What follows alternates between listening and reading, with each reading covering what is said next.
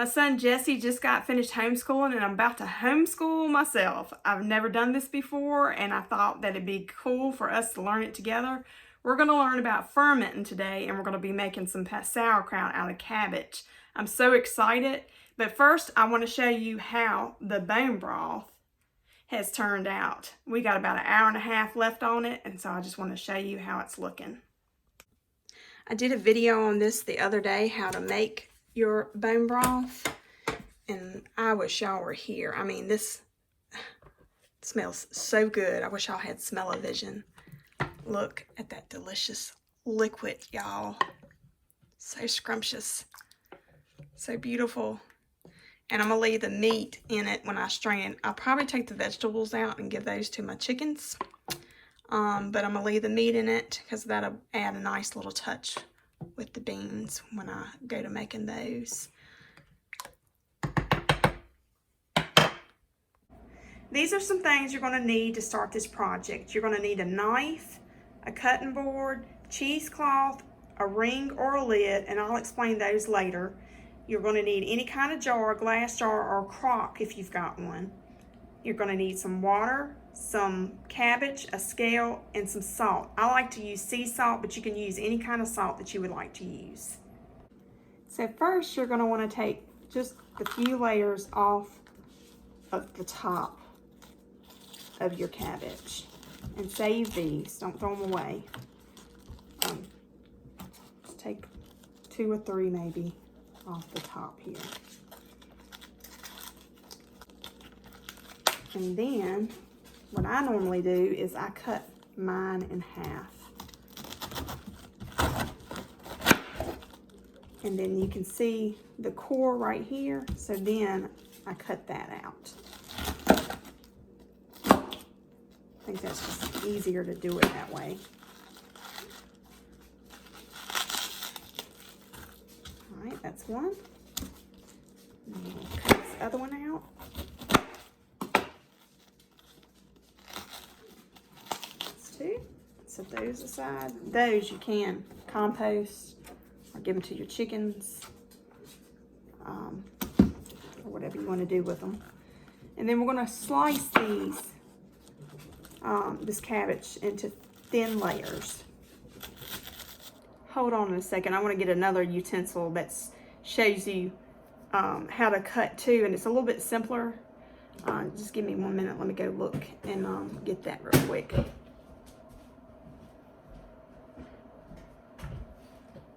So if you got one of these pillars right here, check this out. It can be messy, but look how much faster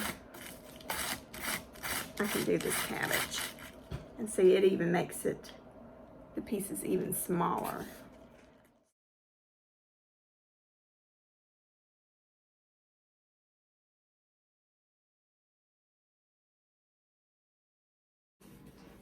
So there might be some noise in the background. My sweet husband, he's washing the dishes for me. So you don't absolutely need to have a scale. You can weigh it at the grocery store. They have scales there.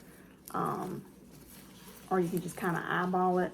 But you can put it in your scale to kind of get an idea of how much your cabbage weighs. And it looks like mine is going to be close to about a pound. So one thing I forgot to tell y'all, that we need a bowl and a tablespoon. Hold on, let me go get those.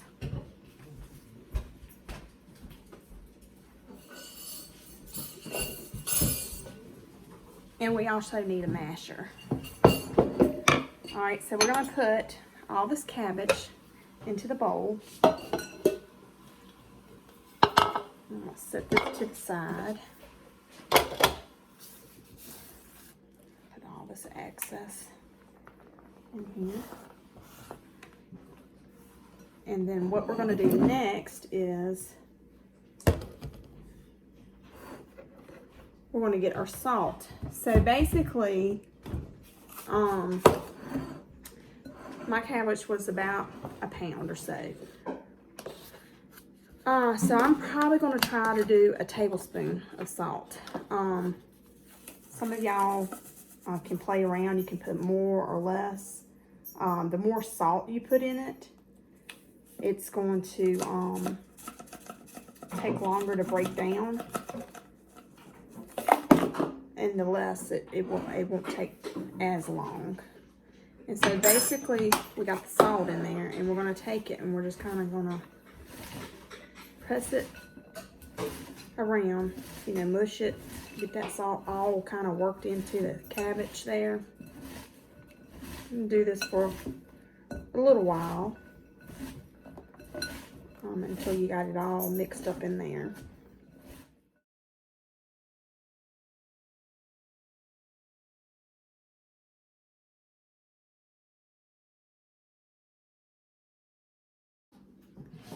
So we work this in here for about 10 minutes, and you'll start to see, I don't know if you can see it or not, but you'll start to see a little liquid forming at the bottom of the bowl.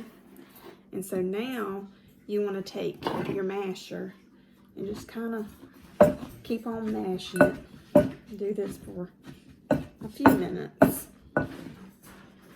And this will work out some more of your brine in the cabbage here.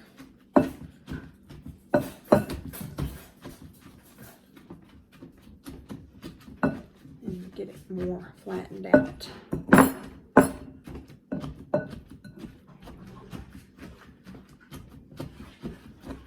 Okay.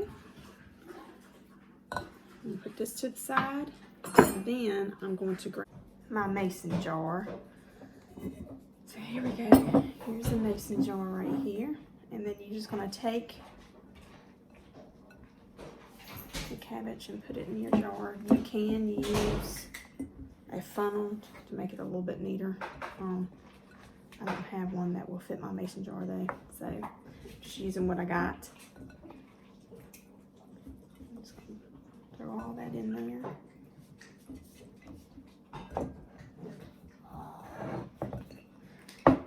Pretty messy. But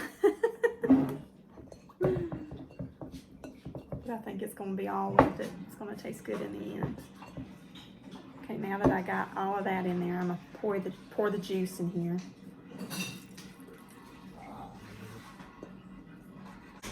And then I'm going to set this aside, and I'm going to get my masher. I'm just going to mash it down in the jar pretty good. Mash it to where that brine kind of comes over top of the cabbage. And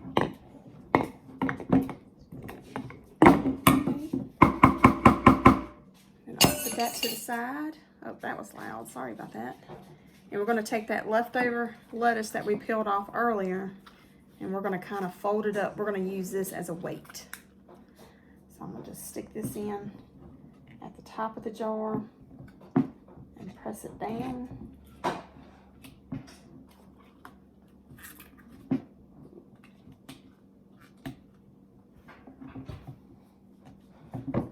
And this necessarily will probably get a little bit of mold on it because it's not going to be in the liquid. But that's okay. It's not going to hurt anything. You naturally have bacteria in your on your cabbage to begin with. I know that sounds kind of weird, but you already have the bacteria on your cabbage, so of course it's going to be like good bacteria growing in here as it ferments. And the leaves on the top, if they get a little bit of mold off, you can just take that out.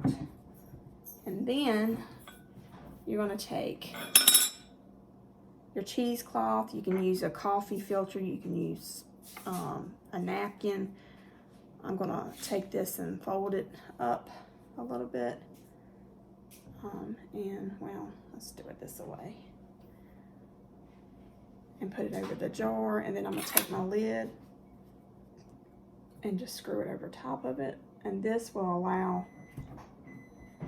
your cabbage to breathe as it's fermented and it's bubbling up. Okay, so that's all there is to it. And I will check back with y'all in a week to let you know how it turned out. Y'all have a good day. Hope to see you soon.